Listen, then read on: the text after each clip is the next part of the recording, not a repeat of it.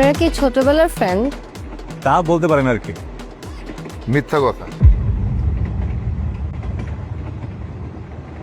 মানে মিথ্যা নয় তো কি, ওরা একটা আমার ফ্রেন্ড না। মানে আর ওরা আমার ফ্রেন্ড হবে কেন? ওরা আমার বেস্ট ফ্রেন্ড।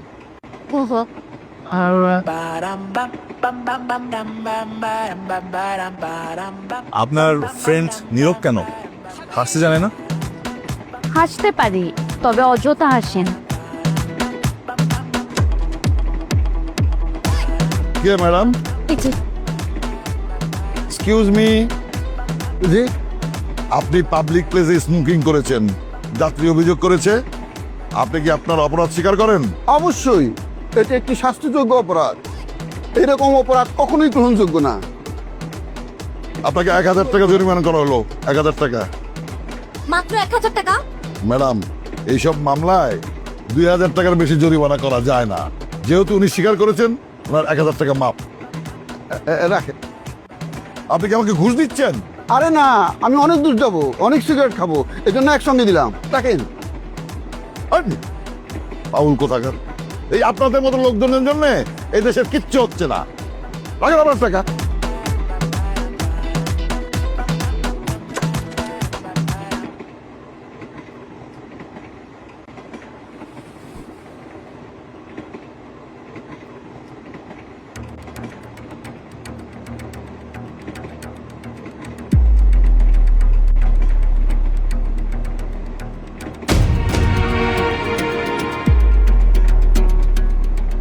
তুমি এখানে কেন?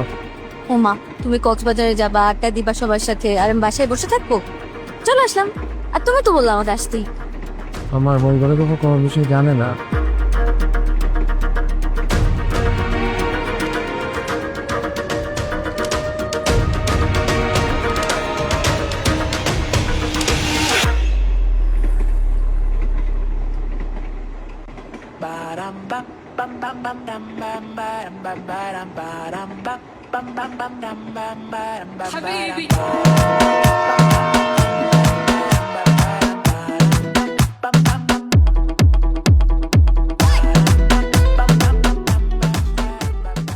মা।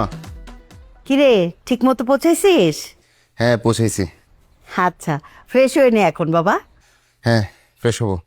বাবা, ফ্রিজ থেকে না এখন আরো বেশি পানি পড়তেছে, একদম গোল গোল করে পানি দেখছো? পড়তেছে। কি যে করি বলতো? বাসায় থাকলে এখন মিস্ত্রি রাখতে পারতাম। বাজে কথা কইস না, ওইটা বেশি জরুরি ছিল। আমার ছেলে ঘুরতে যাবে, ওইটাই ঠিক আছে। কোনটা জরুরি আমি বুঝি না। না, বুঝোস না।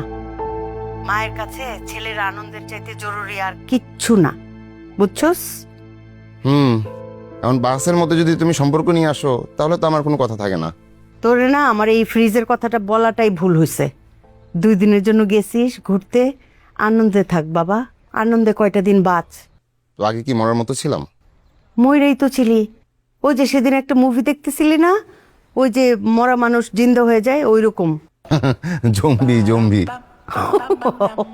ওইটাই ওইটাই।